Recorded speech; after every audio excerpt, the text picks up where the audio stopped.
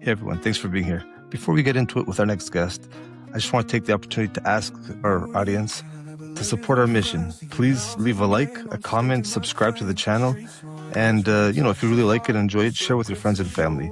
All the love is appreciated. Thank you very much. To the podcast. Portuguese roots with the world in sight. Immigrant hustle is shining bright.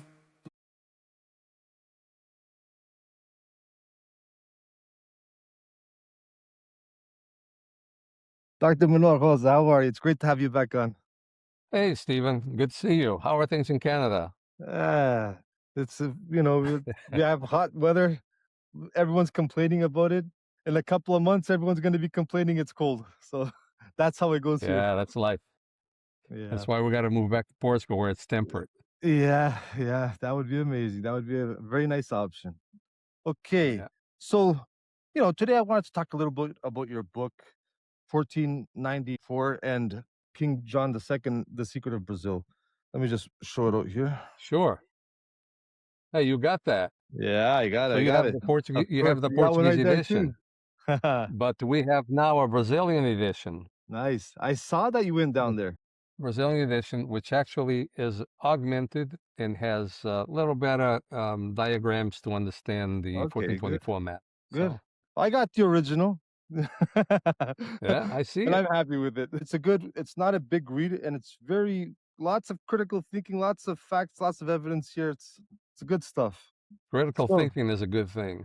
yeah, man. It's what a lot of people lack these days. They want to AI everything, and then AI only tells them the general consensus, not the factual stuff.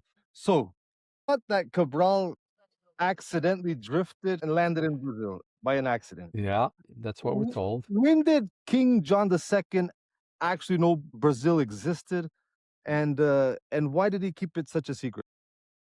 Well, I'm going to go out on a limb and say that King John II knew of Brazil before 1484. I say that because when Columbus was sent to Spain on his secret mission to bring the Spanish across the Atlantic, I believe that they already knew Brazil was there.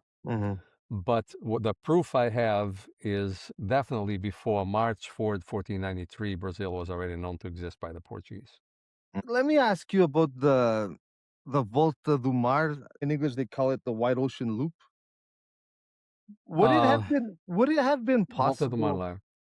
especially since the Portuguese were like already going down that African south for like 60, 80 years? Would it have been possible for them to do that loop without reaching South America? Well, anything is possible, Steve. Yeah. It's very logical that if you're going down to the Congo, for instance, and you got to return to Portugal by the Volta do Mar Largo, that you're going to head out to the west, to reach the Azores. You got to make a big loop, and you could very easily hit Brazil, that way. But as you saw in my book, Portugal had already been in Florida in 1424. So they're just a hop, skip, and a jump from Brazil already in 1424, right? Pretty convinced that they already knew in 1484 that Brazil was there. Because, like, the way I see it, like, how the narrative is, like, they accidentally did it in 1500. But if we had so much experience going down that coast already for, like, 60, 80 years, if a wide loop, like an accidental loop would have happened, it would make more sense to be in the early years, not 60, 80 years when they have the technique to a T. So, like, that's why I feel like they would have already known about the land before 1500, right? Before 1493, they already knew, okay? Because I have proven that before 1493, they already knew Brazil was there. So forget about 1500. 1500 is just a stop at known lands to try to figure out where the next fleet is going to land, right? Yeah. So, it was just to scout out some territory, possible place where to send the next fleet, and start preparing the ground for a fort or whatever it is that they were going to do. Yeah. So, we have Duarte Pacheco Pereira in his book that he wrote, Esmeralda Cito Orbis, where he says he was there in 1498. Mhm. So that's already proof that they knew before 1500. Yeah. But what my book does now is give you solid proof. Before March 4, 1493, Portugal knew Brazil was there. Mm. You know, that's the hard documented evidence. But if you follow the logic from the Antilles map, that they're already in Florida in 1424, and we know that they're sending out expeditions pretty much every year, several from 1424 to 1484, when Colon. Let's back up a little bit. Mhm. I call the navigator, I call him Colon and not Columbus or Colombo. The reason for that is that all the documentation is proves that the guy was named Colon and not Colombo. So my doctoral dissertation proves Mhm. that 100% that Columbus was not Colon. And just for the heck of it, I'm going to pull up here another document that I have marked here. And so, we call him Columbus. You know what they say? Everybody calls him Columbus because it's the Latin of Colombo, right? So Colombo would be his Italian name. In Latin, it would be Columbus, right? Which is Yeah, yeah. pigeon in Latin. But I'm going to show you something here. This is the letter from the Pope, Alexander. Yep. It's all in Latin. Mhm. I Mhm. want you to look at the name that I have highlighted over there. This is a document from the Pope in Latin, proving that the name was Cologne even in Latin and Even in not Latin. Columbus. And not Columbus as the historians wrongly claim time and time again. The biographies of Columbus is invented and not factual. It's completely gone against the documents. The historians have chased the wrong name, Colombo or Columbus. They've gone after the wrong name. They found a peasant in Italy. And when they found this peasant, they said, oh, look at that. We found him. In everything that Colon wrote about himself and his son wrote about himself, that they were nobles and all this stuff. So that the name in Latin was Colon. It was never Columbus or Colombo, In all the documents in Spain, it's always Colon. So what we have is somebody along the line assumed or followed the Colombo name, which actually was a mistake from 1493, printed in Latin. On the first letter of the discovery that was printed in Rome, they corrupted the name to Colombo. And that's Mhm. really how it started. The corrupted name got to the public. Mhm. But everything I tell you is documented. It's based on documents. But what happens with these historians, all these biographies, all of them, Mhm. every biography of Columbus is a false biography. It's not called Columbus nor Colombo. But what happens, even last year, we had two historians publish books where they call the guy a Genoese Columbus, Mhm. which is false. I have proven that he was not Genoese. I've proven that he was never called Columbus or Colombo. What happens is that once they assumed the name was Colombo and they went looking for this guy in Italy and they found this peasant, instead of questioning whether the peasant could have been the navigator, Mhm. they questioned everything in Spain that the navigator wrote and everything that's in the documents in Spain. They said, well, everything in Spain is BS. The guy was never noble. He was a peasant trying to pass for a nobleman. And so he lied about his whole life. He lied because he was a peasant. Mhm. And they don't realize that a peasant could never pass for noble in any court, ever, because they had ways to check the lineage. The first thing a nobleman did when he came to another country is, I'm a nobleman, they'd say, show us your documents, Yeah. show us your latest patent that you are a nobleman. I don't have them. Okay. We're going to write to your kingdom, a king of arms, and we're going to get that information from them, you know. Only then do you pass for nobleman. Either someone vouches for you, who knows you, who's known, who's trusted at the court, or you bring documentation, or they request that documentation from the other court. For sure. But the dumbest thing of all is to accept and to write as a historian, as an investigator that you pretend to be, to write that the navigator in Spain could never write Italian, did not know how to read and write Italian because he never went to school in Italy. and because he spent so much time on ships, he never learned to speak Italian, right? But when he got to Portugal, he went to school and he studied Portuguese and Latin and geography and mathematics and navigation and secret ciphers. A guy who never went to school in Italy, who could not speak Italian, according to them, who comes to Portugal at 25 years old and goes to school. Yeah. This is just amazing that historians write this stuff and expect you to take it seriously. There were no public schools. How many foreigners do you know that come to America or Canada at 25 years old and even are able to learn to speak English? I know. Huh? The whole idea is mind-blowing. With all the resources that we have, all the resources, free schooling, all this stuff, how many 25-year-old foreigners come to America and are able to learn to speak English or even to write, a sentence in English? And learn the whole science of navigation, everything. It's insane that this is written in every biography of Colón as Columbus, as this peasant who gets to Portugal, and somebody in Portugal waves a magic wand, it makes him a nobleman and a scholar and a scientist. 3 years later, he's marrying the daughter of the governor. Exactly.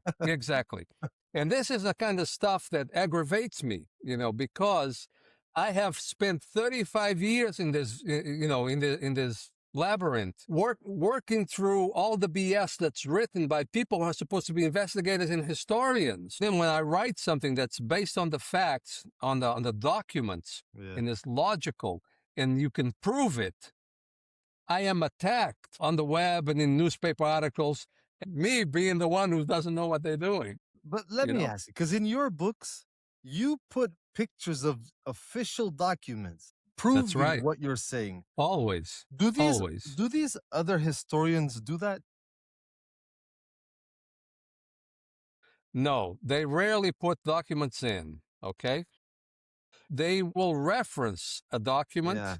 They will reference a collection of books like the Carta Colombiana, which is actually a forgery of documents. They will reference that stuff, but they will not show the documents to the reader. It's different when you see the document yourself. When you see the document, you can't argue against it. That is why I put documents in all the important documents I put in my books. Not only that, Stephen, my first book, I put the original text and the Portuguese translation. Okay? You will see this in my book. Every time I'm quoting an important text, I put the original text and I put the Portuguese translation so that the reader can verify themselves that what I am writing is what the original document says. And further than that, why do I do that? Because there are people who don't understand languages the way they should, right? And the main reason is that things get mistranslated all the time, the time. I have two cases I will tell you right now, two cases. One is on the Columbus logbook from 1492 that he wrote, on the first voyage, Diário de Colón. I call him Columbus by mistake, so let's retract that. On Colón's logbook from 1492, sometimes you'll hear me say Columbus. But that's because it's the known name. So people can understand. Unfortunately, the corruption is so widespread that even I cannot use the correct name because people may not understand it. And even me in this video, I'm going to put Columbus because that's how people are going to understand who we're talking about. Right. We're stuck with that, that's why my book says over here that Portugal used to get the Colombo. If I put Colón, nobody would know what I'm talking about. I know. I understand. Yeah. So in 1492, on the first voyage, the Santa Maria supposedly ran aground and was lost at sea, Okay. And if you ever read my research, you will see how I proved that it never ran aground. It was actually brought on land and shot with a cannon to be disabled on Colón's orders so that the people he left behind could not follow him home. The Santa Maria was the fort. Yeah. He just renamed it. He put on land, he shot it with a cannon, he renamed it Navidad, and he went back. And those people that stayed behind used the ship as a fort, as a place to sleep Yeah. and the food storage, right? Yeah. Yeah. The food to live on.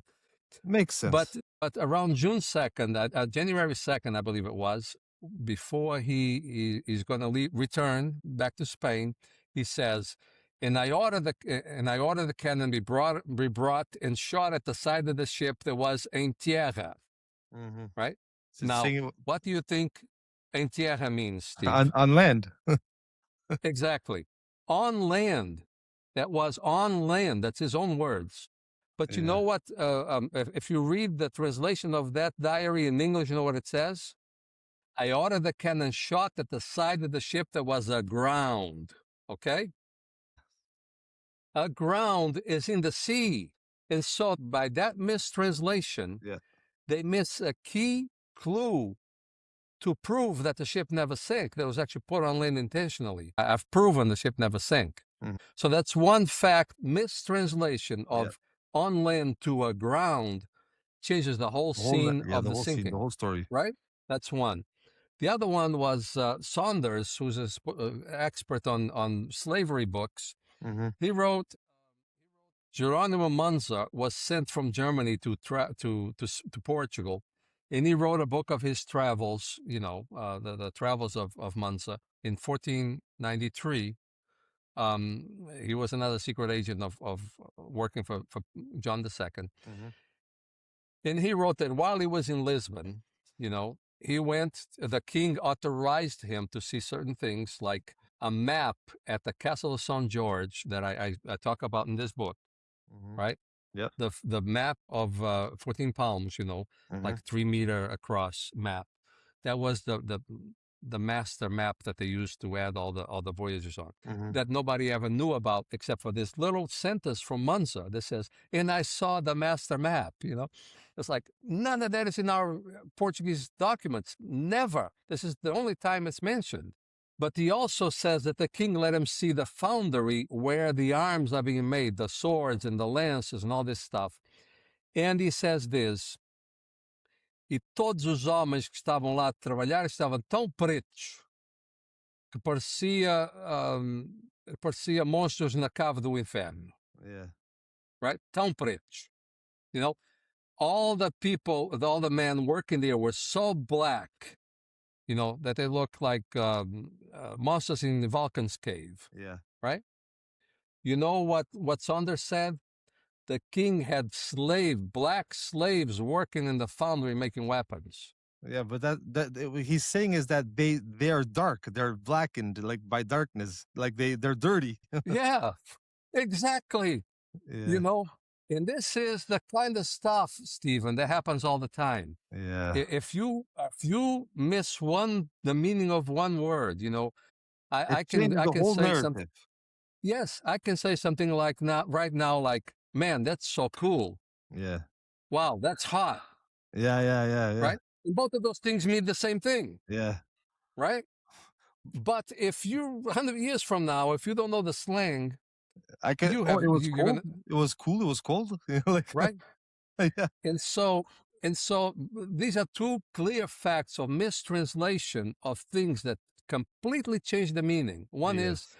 that they gave the English translations give the ship as being aground in the sea, but aground Yeah. instead of being on land on the beach. And the other one is giving whites that are so dark from working on the in Yeah. front of the fire pit and all this stuff in the soot. They're so dark from soot as being black slaves It's working in the crazy, but foundry. So everyone has their agenda, and they fit words to match their agenda. but it's crazy because first time I read that book, that phrase in Saunders' book, I said, "Wow, this is amazing." The king was not stupid.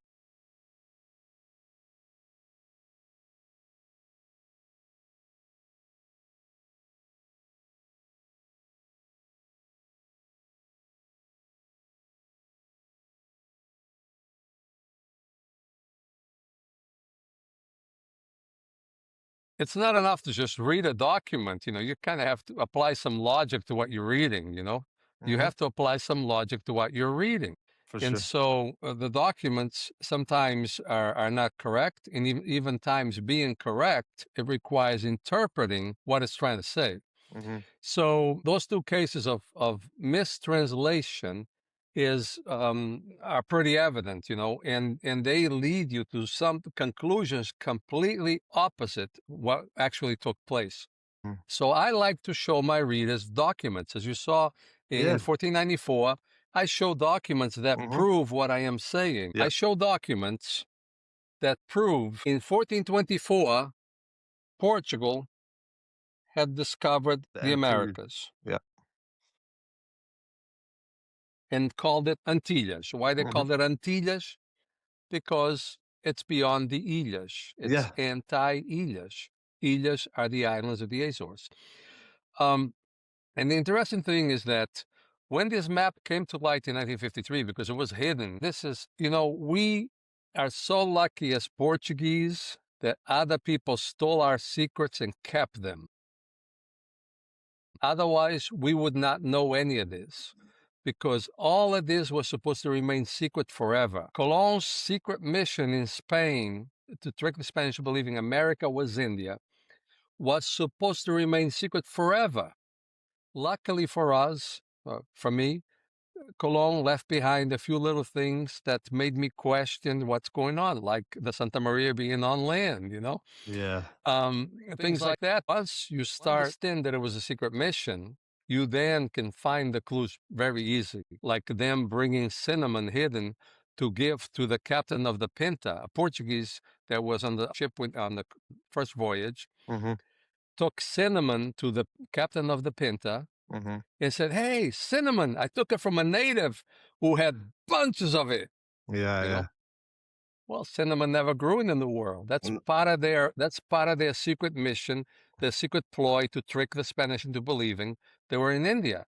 It was all planned ahead of time. Everything was planned, all the little details were planned, and there were so many secret agents working on this 1492 voyage that actually took 7 years to implement because it should mm, have, when you went to Spain in 1484, you already had that plan. It took Yeah. 7 years to convince the Spanish.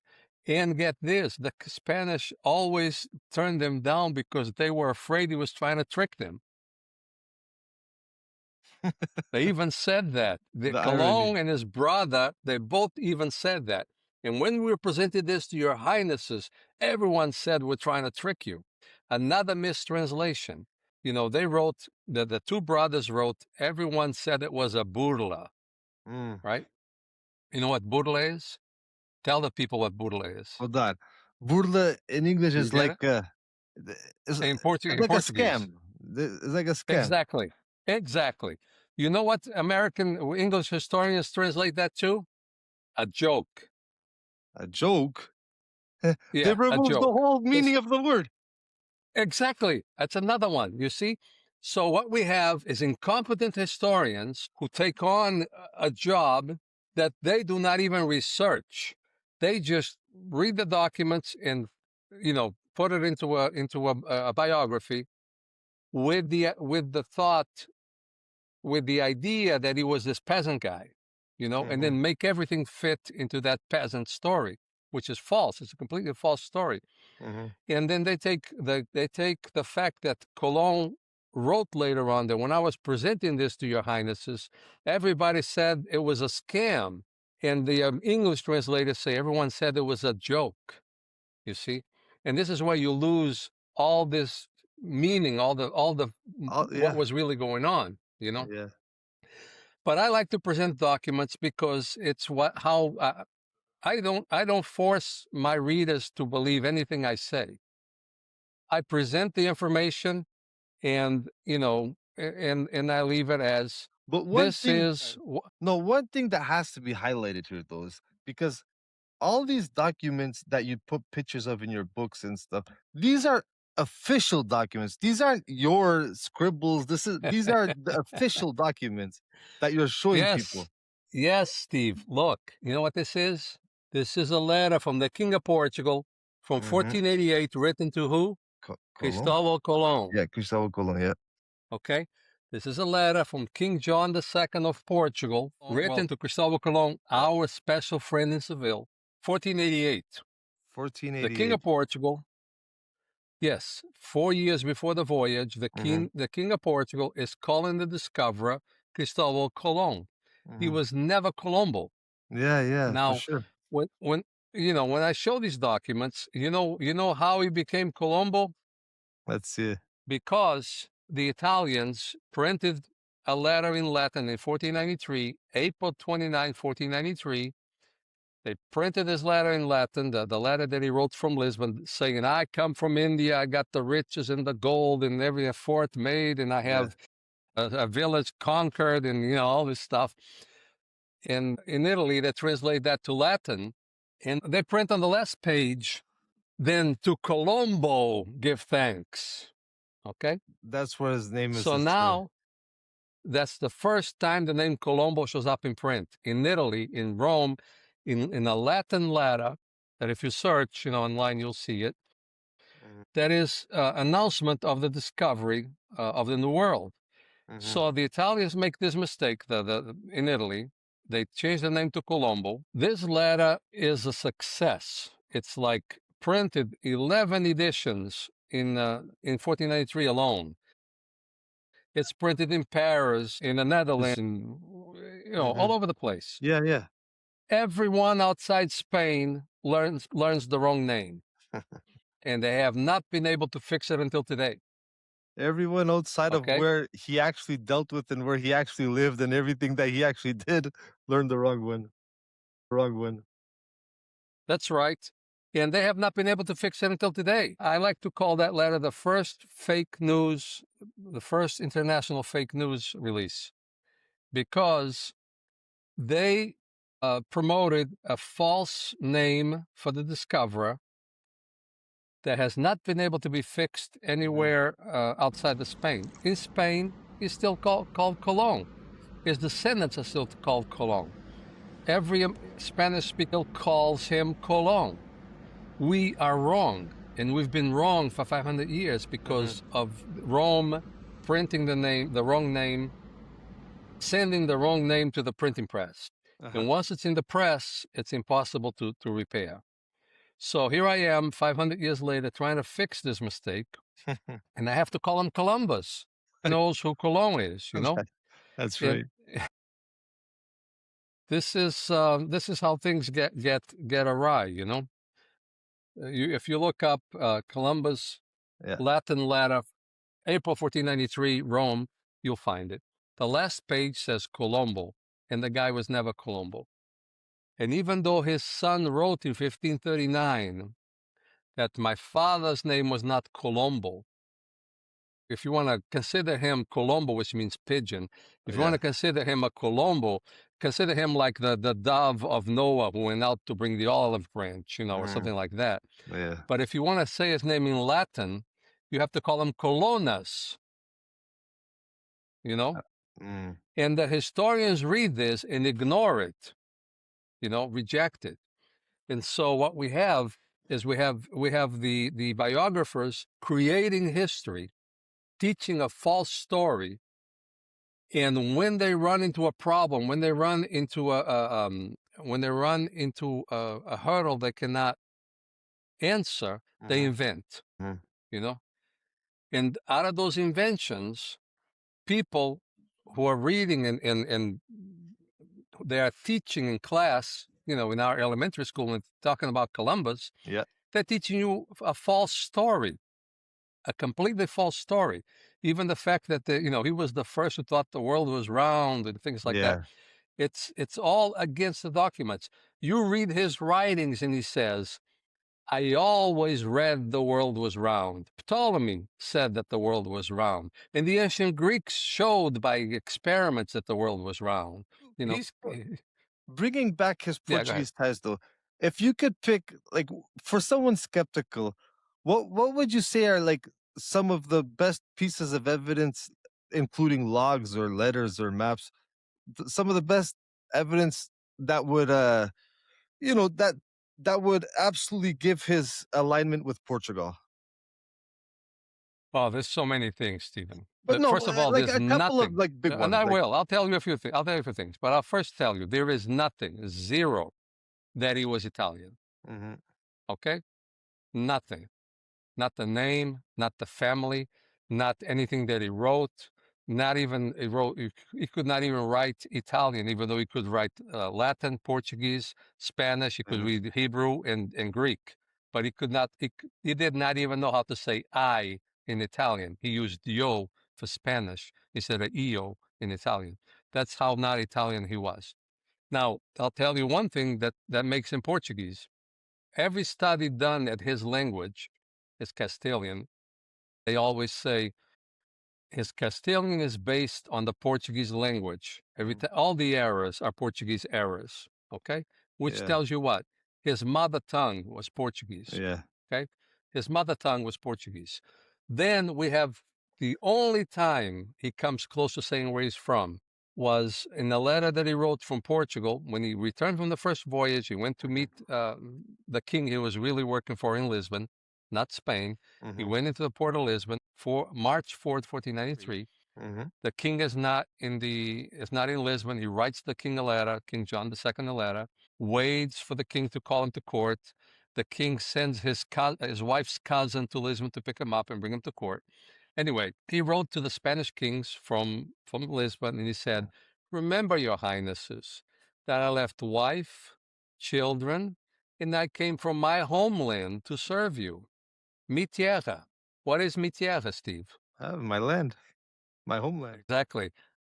He left Portugal to go to Spain. That's the Mhm. only place he left to go to Spain. So he is admitting in that letter to the kings, who always knew he was Portuguese, that he left his homeland to go serve them. Now, uh, you want proof from the court that he was Portuguese? One more. Let's go. That's good. This is a document from 1487. Yeah. Right there after the space, you see the word Yeah. It's Portuguese? Portuguese. Yeah. Yeah. Right there. I see it. Okay. What letter is this? This is a receipt of payment for 30 gold coins in 1487. This is a receipt from Queen Isabel, okay, from the guy from her court who paid, who gave out money, disbursements of funds, Uh-huh, okay. uh-huh. The receipt says that I gave 30 gold coins to the Portuguese guy that was at the court. Mhm. Your Highness has ordered me personally to pay him the money, and Alonso de Quintanilla paid him for me. And so you have the Queen, you have the guy who wrote the receipt, you have Alonso de Quintanilla, you have Maldonado, who was part of that Mhm. transaction, and you have Friar Talavera. So 5 people plus Colon, 6 people who knew he was Portuguese. 6 people at the highest level of the court, Yeah. you know? But the funny thing is, when historians come across the receipt, you know what they said? Instead of questioning, oh, maybe he was not Italian, Maybe, maybe he right? was Portuguese. You know Maybe. what they say? They say what Crowley said in your interview. They considered him the Portuguese in Yeah. Spain, the Portuguese. Yeah, yeah. Like like it was Like a a nickname. He nickname or yeah, something. yeah. No, they say in this document this was the Portuguese that was at the court. They say Portuguese twice. Yeah. A little bit further down, they say this was the Portuguese that was at the court, and Your Highness ordered me in person. Mm. Okay. Mhm. So do you want more than that? Portugal is as my homeland, and the Queen calling him Portuguese. After this document, you know what they start calling him? Estranjero, foreigner. Estrangeiros. Why? Yeah. Because they are hiding his identity. You see? You know that because they left his name blank. Yeah. They Just the said, I Portuguese. gave to The blank Portuguese. Portuguese, Yeah. right? And why?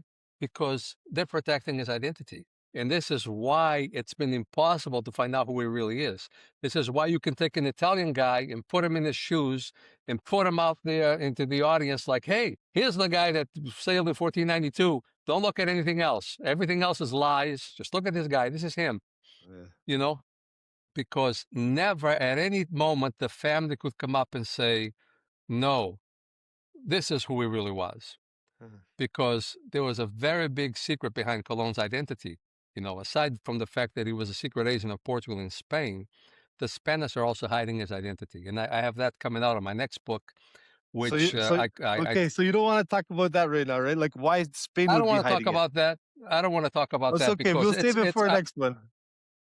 because I have it in my book. I have it Okay. in my in this book Yeah, and in Columbus the Untold Story. yeah. I talk about it, but I have it as a theory in Uh-huh, this book that's coming out now, which is called Hidden in Plain Sight. uh-huh. Escondida Vista Todos. Yeah. The title might change. The title might change. I actually It's one time catchy. had It's catchy. and I actually had a different title called Livre do Fim.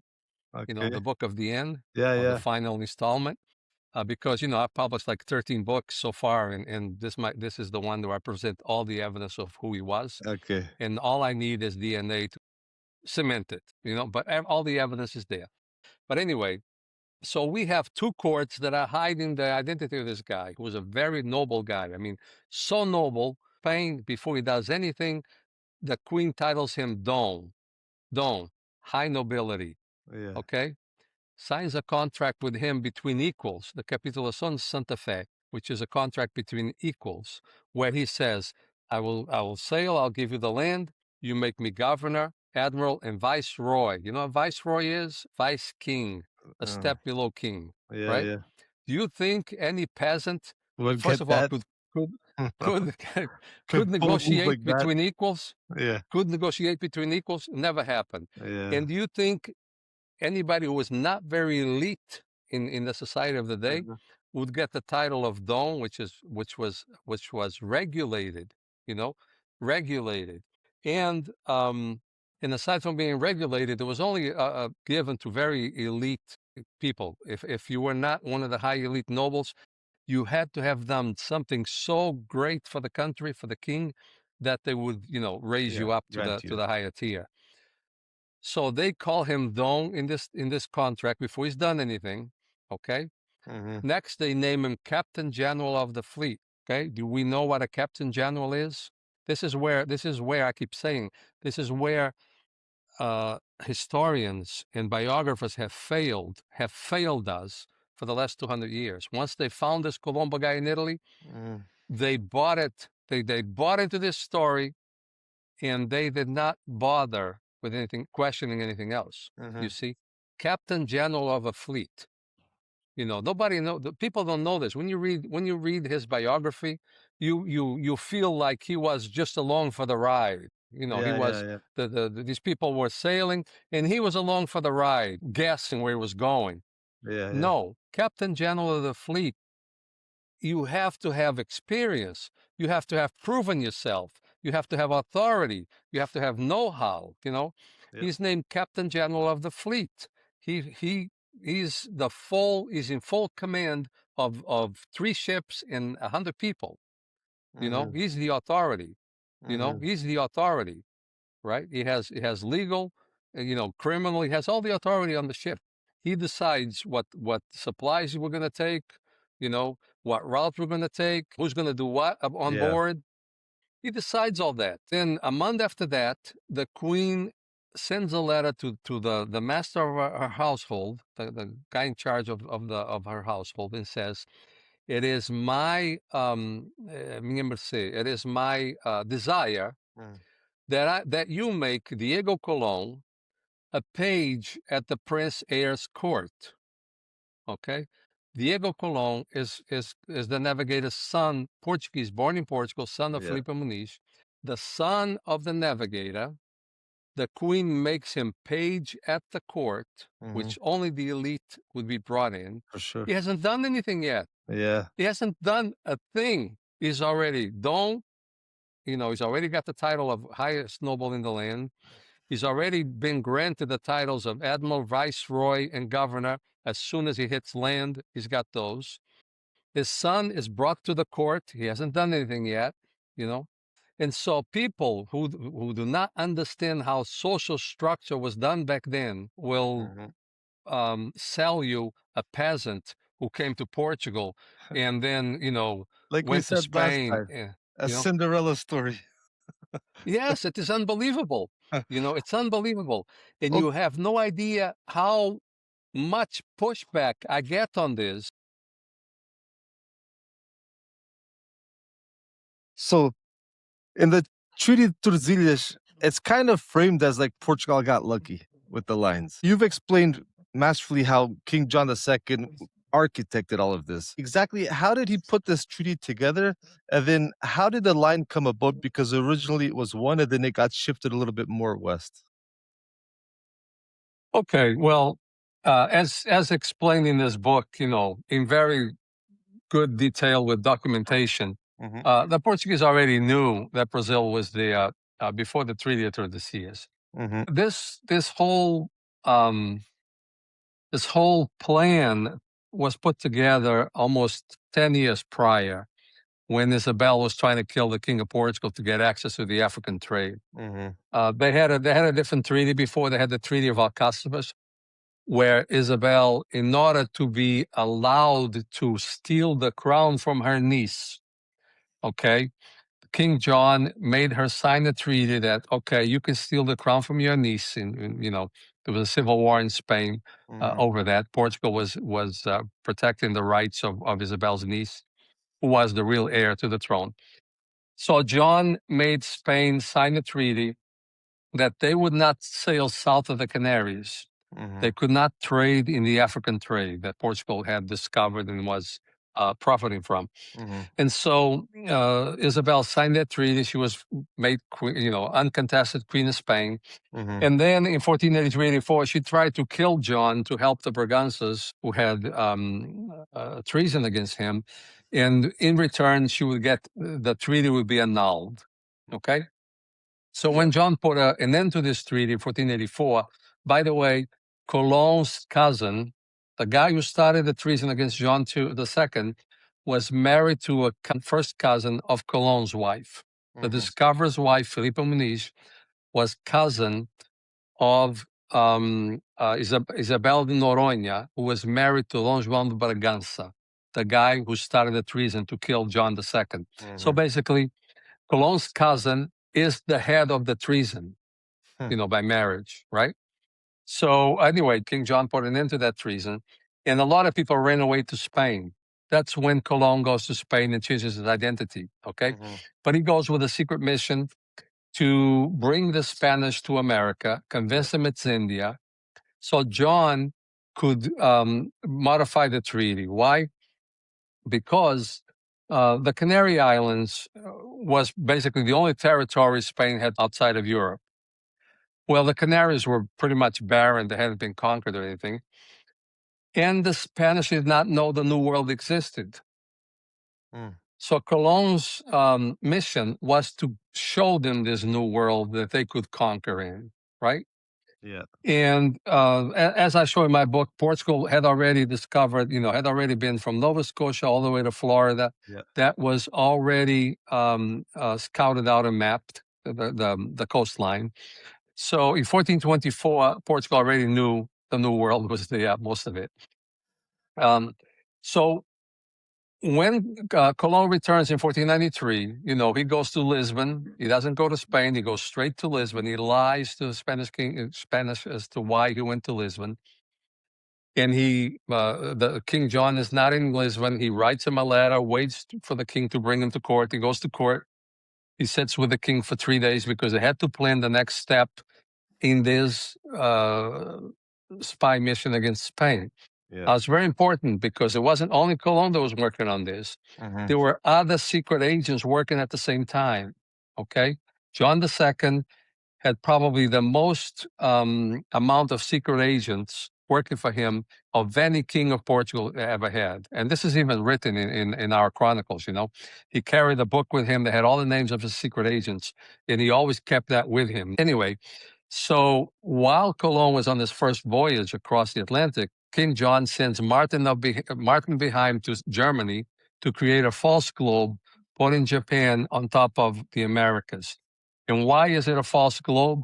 Because as I showed in the book, that Portugal already knew America was there. Martin of Behaim was a scientist that worked for the King of Portugal. He was made Knight of the Order of Christ by King John in 1485. And so he's another one of the secret agents.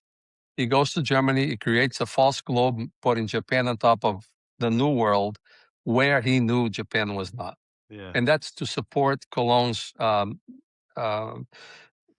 Cologne's This perspective when he idea. Yeah. returns.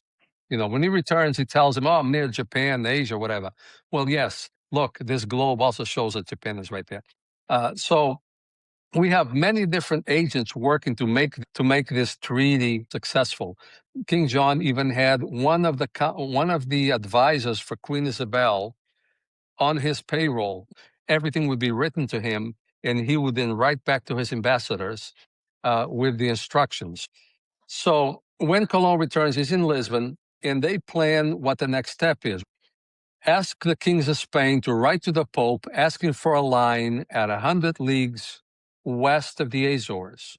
So the Pope granted that line. He wrote a decree saying that whatever kingdoms 100 leagues west of this line that don't belong to a Christian kingdom belong to Spain. 100 leagues already passes over Brazil. Hmm. You know, as I've shown in my book, it already gave a very large portion of Brazil to Brazil. Portugal. Yeah. The other interesting thing is that the Pope's letter says 100 leagues from the west of the Azores and Cape Verde Islands, right? Oh. Some people who get confused, right? They say, well, 100 leagues from Cape Verde Island doesn't reach Brazil. Well, that's true, Mm. but you cannot have 100 leagues from the Cape Verde Islands and have 100 leagues from the Azores at the same time, Yeah. right? Yeah. Because the Azores are much further west. You have to measure from the Azores, Yeah. Yeah. right?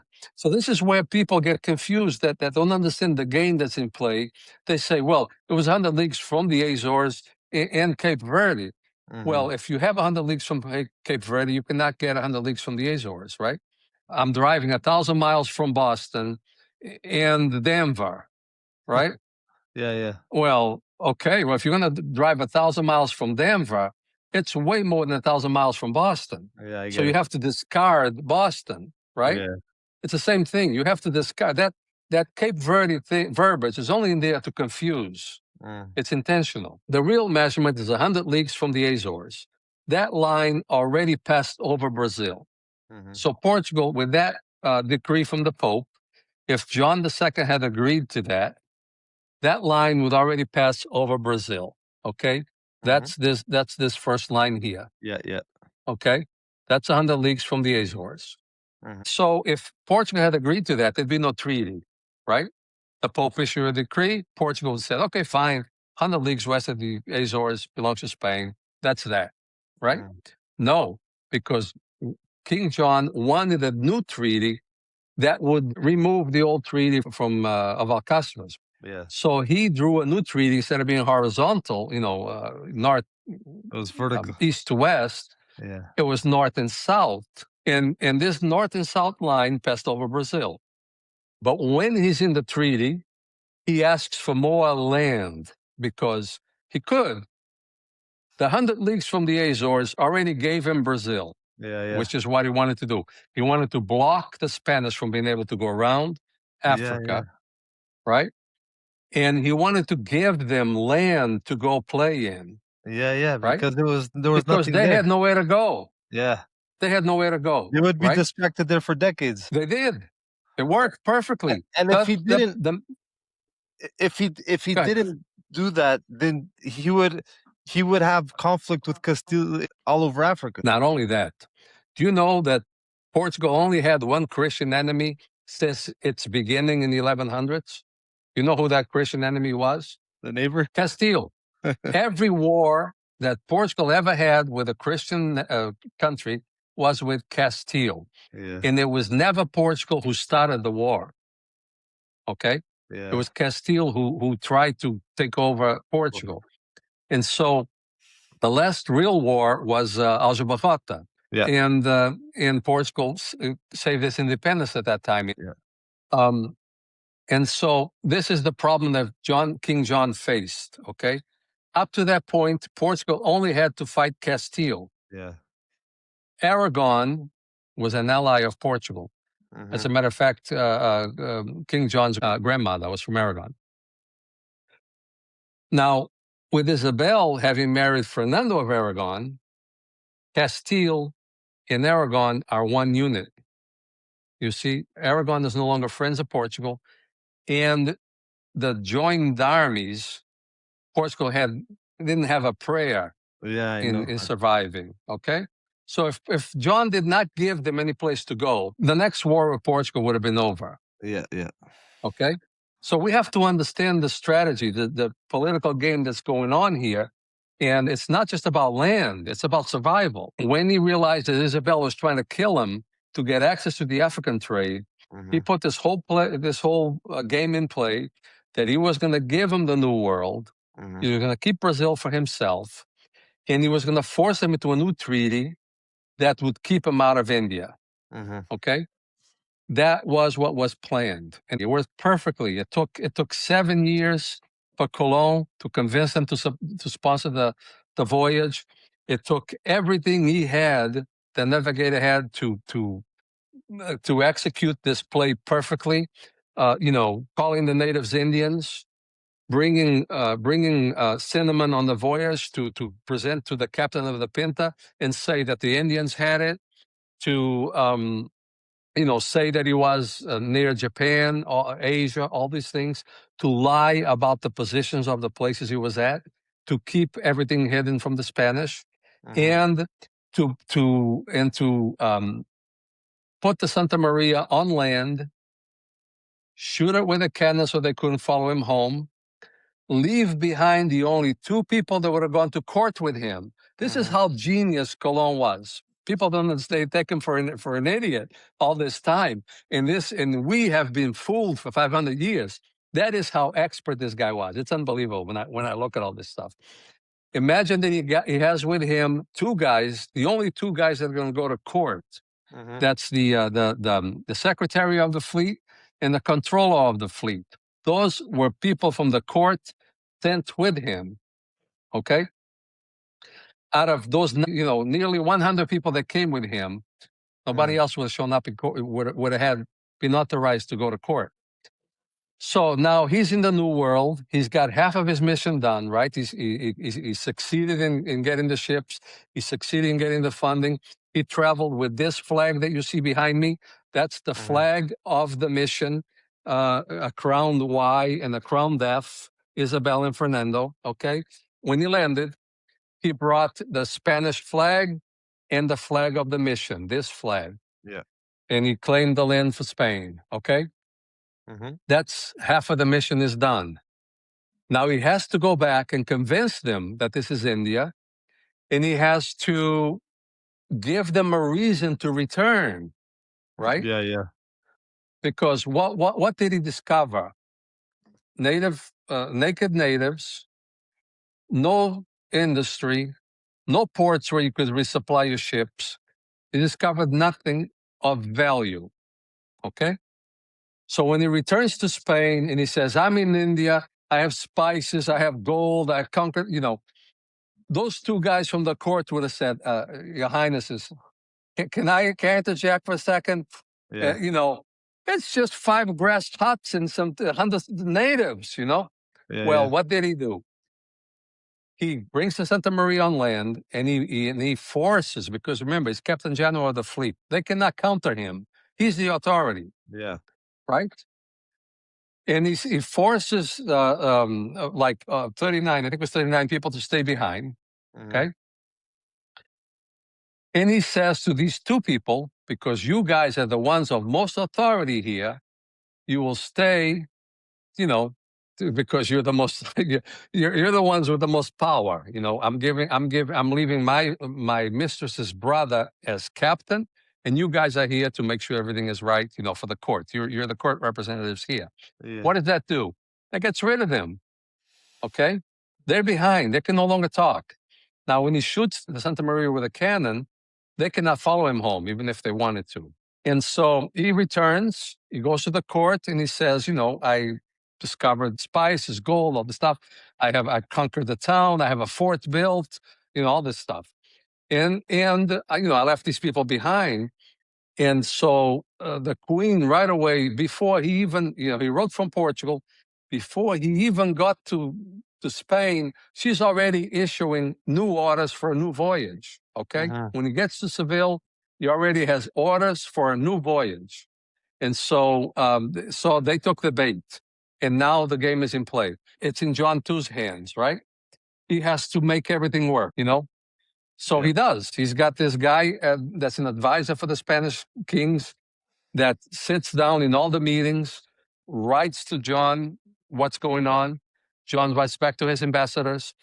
This is all described. I'm not inventing anything. This is all written. Okay. When he makes this treaty, he moves the line from 100 leagues from the Azores to 370 leagues from Cape Verde Islands. So the 100 leagues already included Brazil. When he moves to Cape Verde Islands, he knows that he has to increase the land because Cape Verde is way further east to be safe. But he also asks for extra land, right? Which he gets, extra 120 leagues. Okay, so I explain this in my book, and it's very clear. Anyone who looks at it, that's the pink area there, right? Yeah. So 100 leagues from the Azores and 250 leagues from Cabo Verde is the same distance. Why is this important? Because in the Treaty of Tordesillas, there is a clause that says, because Colón was on his second voyage already. When John is negotiating this treaty, the second voyage is in play. Colón has left with 17 ships and 1,500 men. Okay? And even though Colón is doing everything he can to keep the Spanish from knowing the truth, and when I say everything that he can, I mean things like forbidding the friar that was a spy sent from the court to return, forbidding any letters that this friar wrote to be sent back to the court. And this friar is arguing that Cuba is an island when Colón is saying that it's the continent of Asia, right? Yeah. So what does Colón do? He forces everyone on the Nina to sign a note, a sworn oath, that Cuba is the continent of Asia. Everyone, you look it up, the oath on the Nina, it was, 1494. Everyone on board signed, yes, this is the continent of Asia. And you know what the penalty was if they ever said otherwise? They would have their tongues cut off, and they have to pay a high fine. Okay. So what happens? Because he was on this second voyage, and John II had not know if any of those 17 ships landed on Brazil. Okay. He put a clause in the Treaty of Tordesillas to protect Brazil for Portugal. You know what the clause says? If any of these ships find any land within the first 250 leagues of these 370 leagues, that land belongs to Portugal. If they happen to find any land in the other 120 leagues of the 370, Spain can keep that. Okay? This is how important it was to John II to keep Brazil on the Portuguese side. You see, the first 250 leagues excludes the pink area. Yeah. Okay? It's the same as the 100 leagues that the Pope wrote. 100 from the Azores is the same as 250 from Cabo Verde. That's the absolute line that John was willing to give up. Okay? And then he extended those other 120 leagues in because he could. And that's really how this all came about. Very good. So it's 1500, and Cabral officially. You're going to go back to Cabral, okay? No, he officially discovers Brazil. Yes. So that is safe to say, like, that was a massive PR move to officially claim it and legally claim it since the treaty was already done. Right. Right. Yes. So they knew, like I told you, they knew Brazil was there. They knew exactly where their line needed to pass because they were trying to get the Bay of Santos, a big bay in the southern part of Brazil, and the bay in Fortaleza, which is another bay, which is exactly where the line passes. The line passes exactly on those two bays, two ports they could use to, rest and resupply and whatever, restore ships and things like that. Yeah. So Cabral. Yeah, basically, I'm just trying to get, because, like, so people understand, like, how this all played out. Cabral was basically sent to be the poster child and claim the land. Yes, but Cabral stops there to make it official, okay? Yeah. It's likely to try to find a good spot where they could start to build the next fort, you know? Mm. And this is, I started to say earlier, we are so lucky that the foreigners stole our secrets, because today we would have nothing. We would not know that the Portuguese discovered Florida in 1424. We would not know from the Contino map. That Contino map already has all of America from Florida to Canada mapped out on it. Yeah. Okay. Yeah. The Contino map 1502 has all of the North American continent mapped on it. Okay. That's a spy map made by a spy from Portugal. We would not know that the Portuguese had discovered Australia 250 years before Cook. Okay, another foreign map. Yeah. And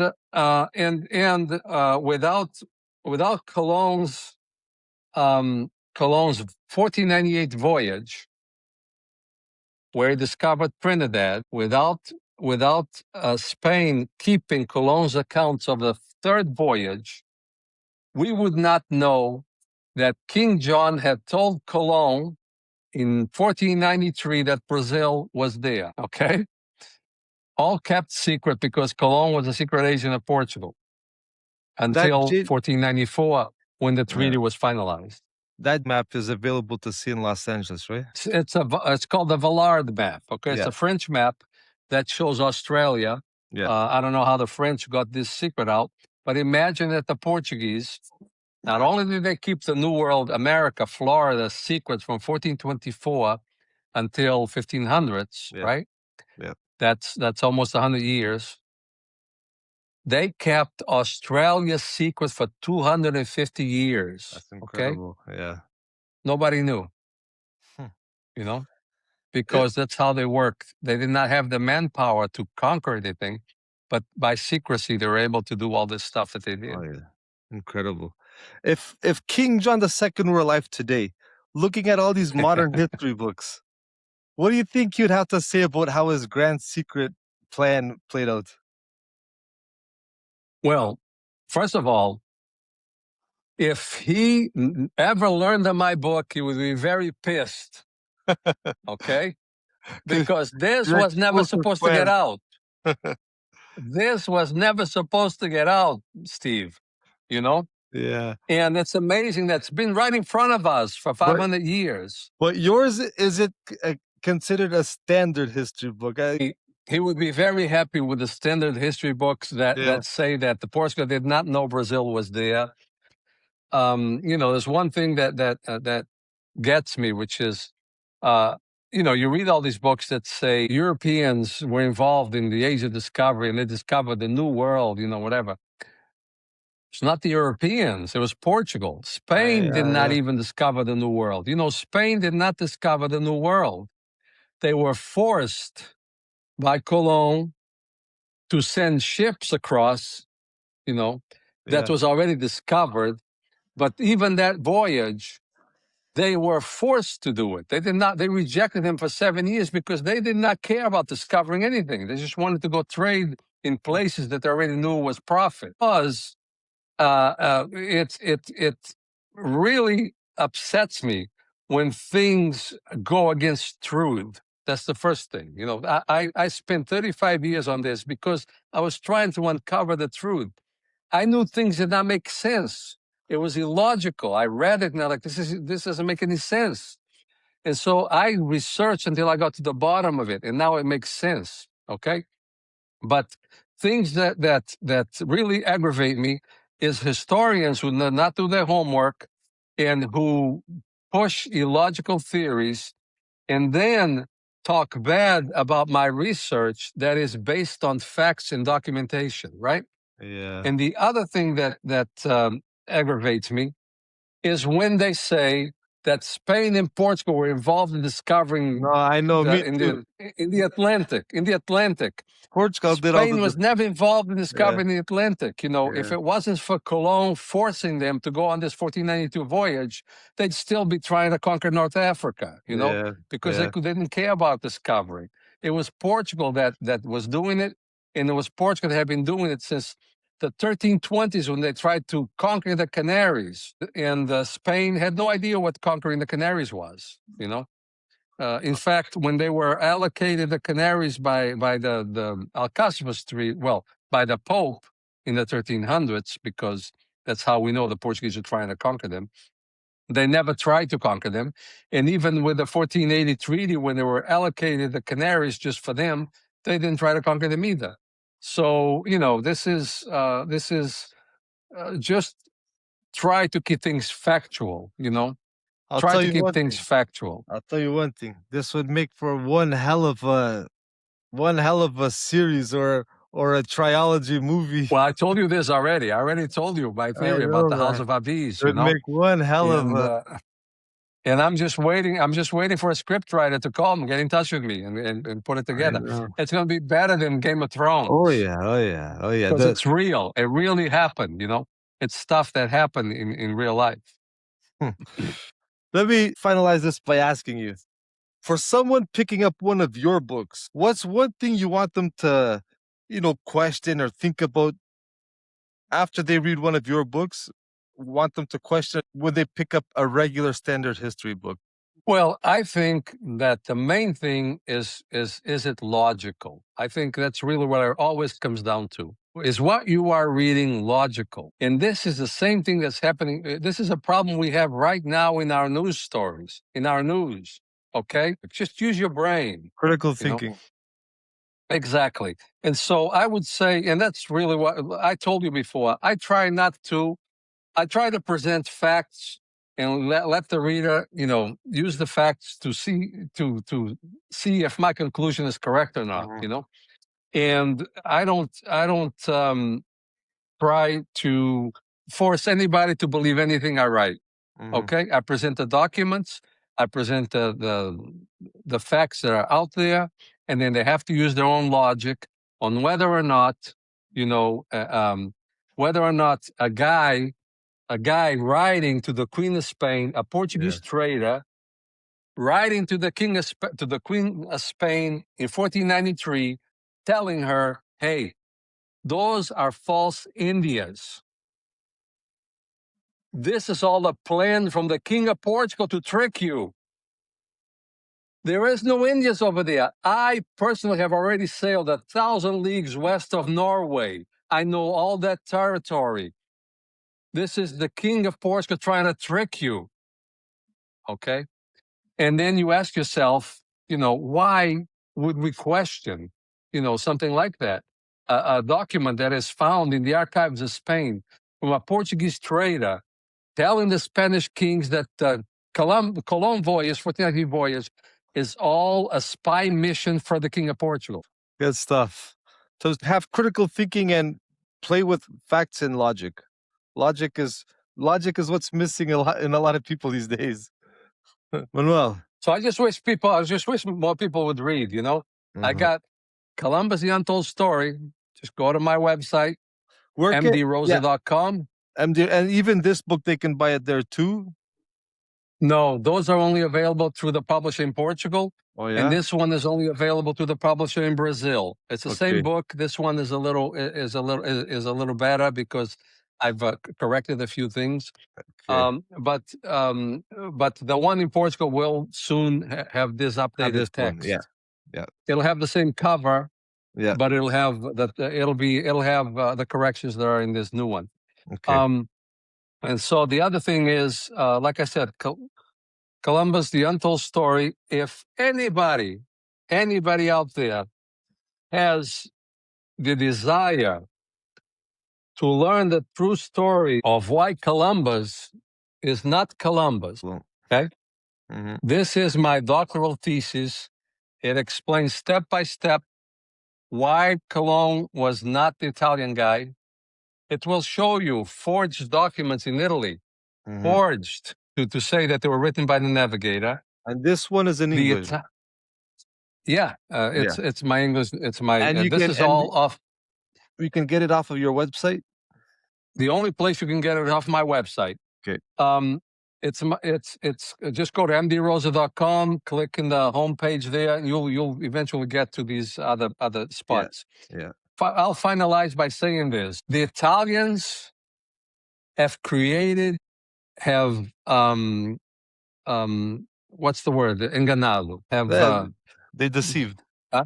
Deceived. Exactly. The Italians have deceived all the world's historians for 200 years with a book they call the Recolta Colombiana, with a large set of books, where they inserted false documents, where they inserted documents that do not exist, and they tried to convince the world's academics that the peasant weaver was really the discoverer.